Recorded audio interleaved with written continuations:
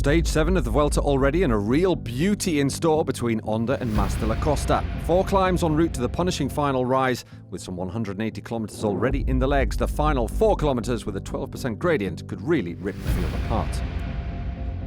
Caught up in a crash yesterday, Davide Formola wasn't on the start line, and more bad news for Education First. After Rigoberto Urán and Hugh Carthy, TJ Van Garderen has also been forced to abandon.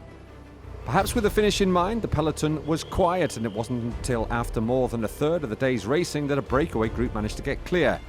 Combative on stage 6, Gianluca Brambilla was there again, and he was joined by Philippe Gilbert and the Henao cousins Sergio and Sebastian. The group of 10 riders built a lead of more than 3 minutes, less than 50 kilometres from the finish, and with 3 of the day's climbs behind them. Education First's tough lesson on the 2019 Vuelta continued, with Sergio Higuita suffering a puncture. Meanwhile, Movistar, led by world champion Alejandro Valverde, led the charge to get back to the leaders, with the GC favourites keen to make a big impression.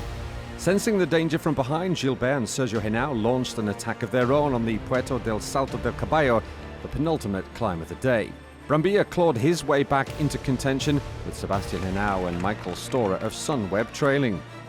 Not a good day for the man who started the day in red. Dylan Teuns was dropping off the pace. At the front, Sebastian Henao made it a foursome, and with 16 kilometres left, they had a 1 minute, 15-second advantage over their pursuers. Gilbert and Sergio Henao accelerated again, though, and gave themselves a slim advantage at the foot of the final climb. They weren't out on their own for long, though. They were finally swept up, and Jumbo-Visma took command of the race. With 3 kilometres to go, a heavyweight group of Nairo Quintana, Primož Roglic, Miguel Angel Lopez and Valverde broke clear. Quintana looked strong, while Rafael Majka was some 20 seconds behind. It was tough to pick a winner from the lead 4, but in the end it was the 39-year-old legs of Valverde that proved the freshest, as he left Roglic and Lopez to battle it out for the podium places.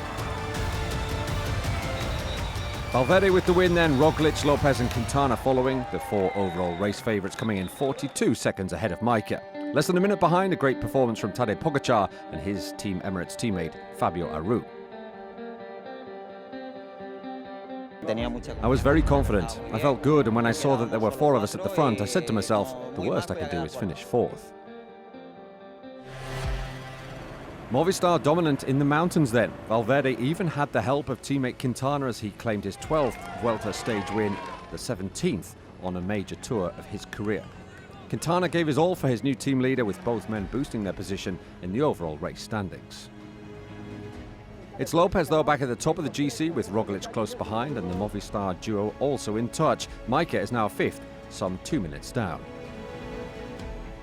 4th place on the day was enough for Quintana to claim the green jersey ahead of Roglic and Sam Bennett.